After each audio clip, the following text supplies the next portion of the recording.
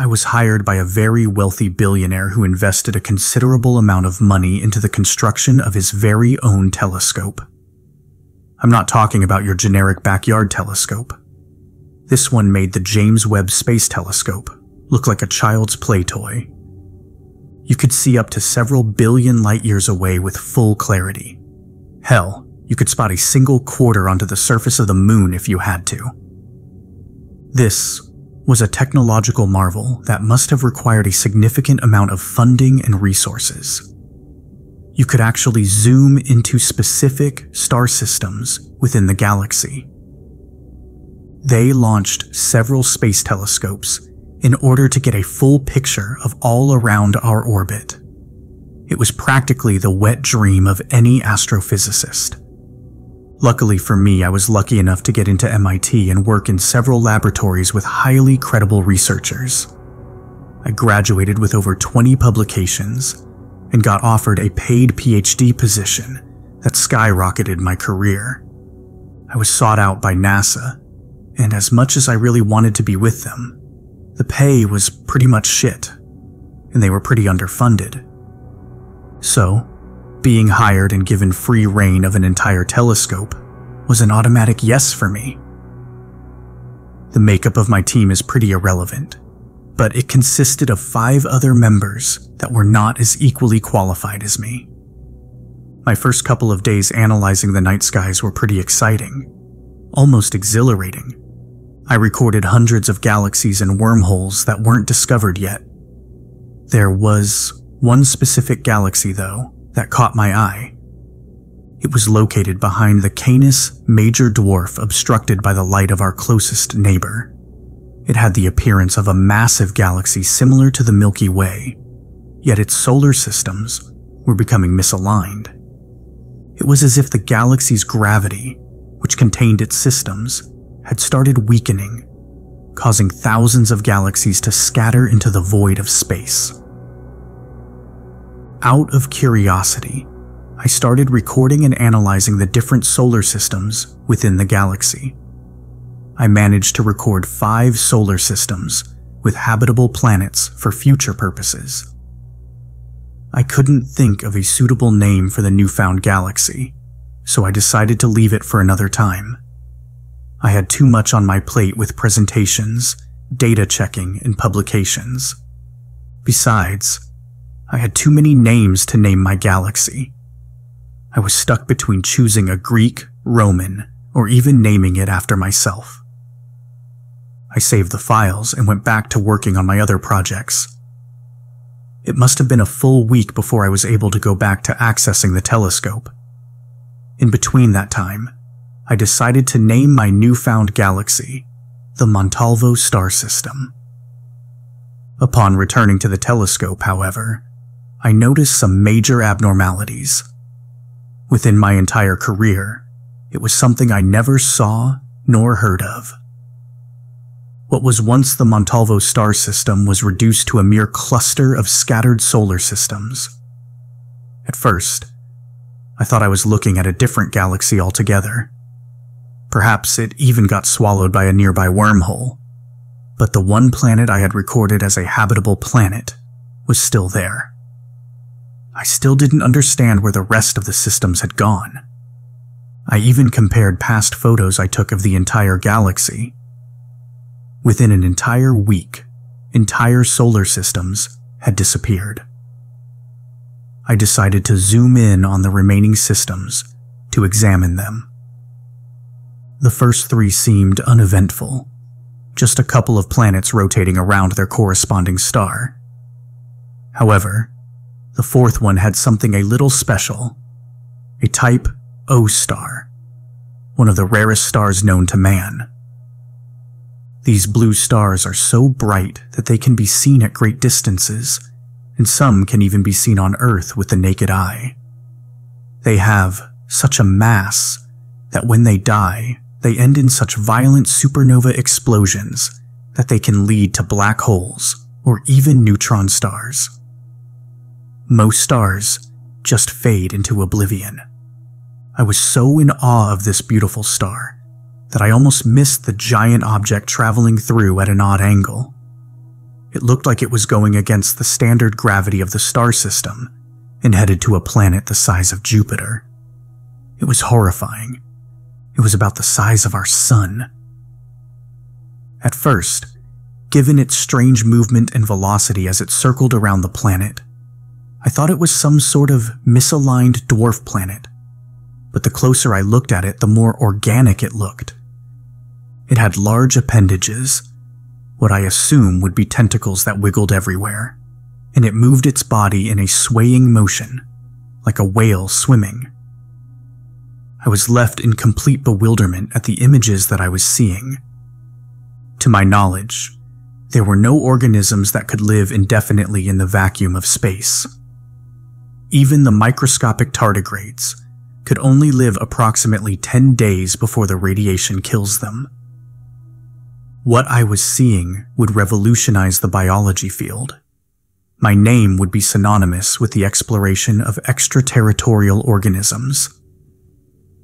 I zoomed in to get a closer look and could see that it opened some sort of flap and started releasing bigger tentacles from what I assumed would be its mouth. It started penetrating the planet, and I'm assuming it must have started absorbing the planet for nutrients. I'm not sure how its digestive system worked, but it must have somehow evolved to break down every possible element to sustain itself. It took a matter of hours, but soon enough, the planet was reduced to nothing as it was devoured by the gigantic Titan. In only a couple of days, the Titan devoured the rest of the solar system, including the sun. Its act of eating the sun was fascinating. It must have produced some strange liquid component that it used to extinguish the flames of the fiery star. Its body must have adapted to the incredulous amounts of radiation to be able to withstand the temperatures of any star at such close range. When the star dimmed, I tried to locate the beast, but I lost it in the void.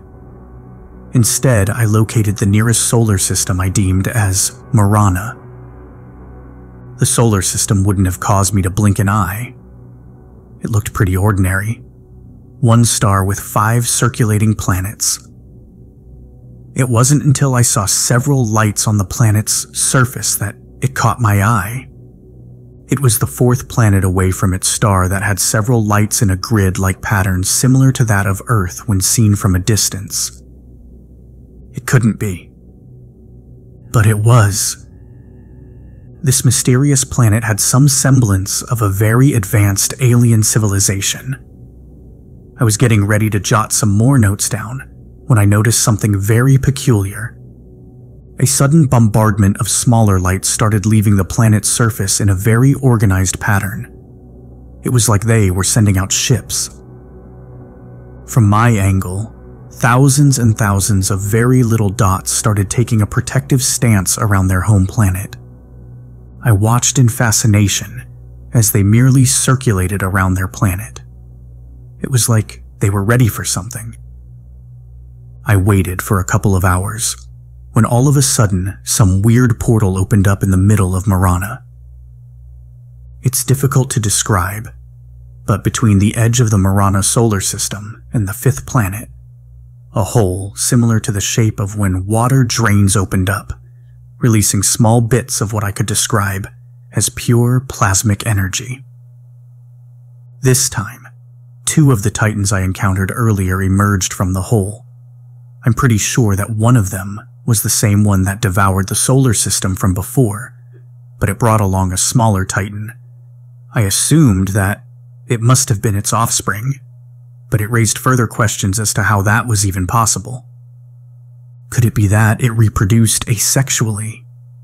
How does it create those wormholes?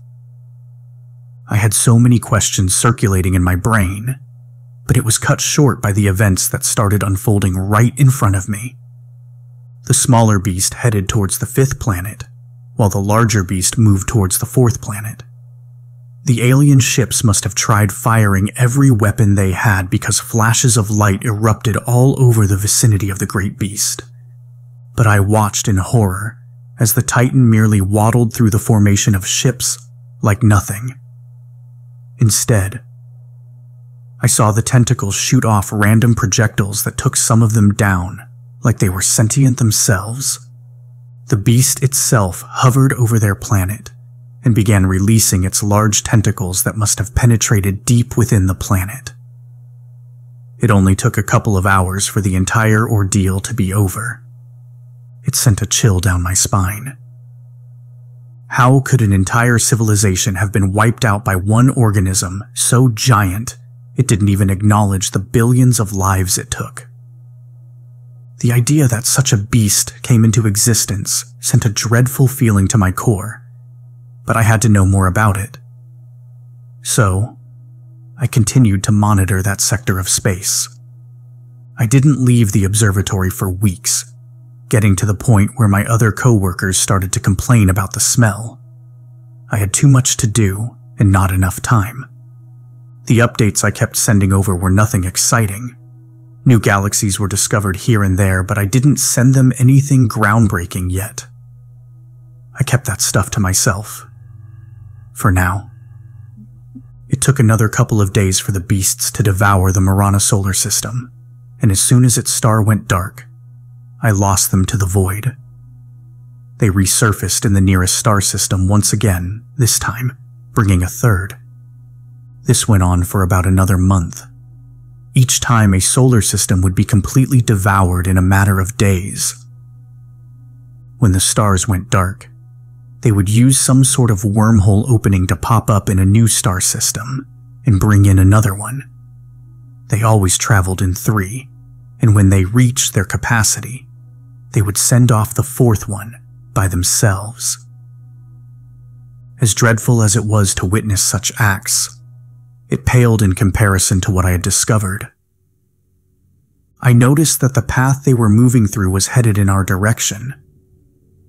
When you consider the fact that the light that was reaching their destination was about 30,000 light-years away, that entire galaxy must have been devoured a long time ago. I was simply looking into the echoes of a violent past, showing us our imminent future.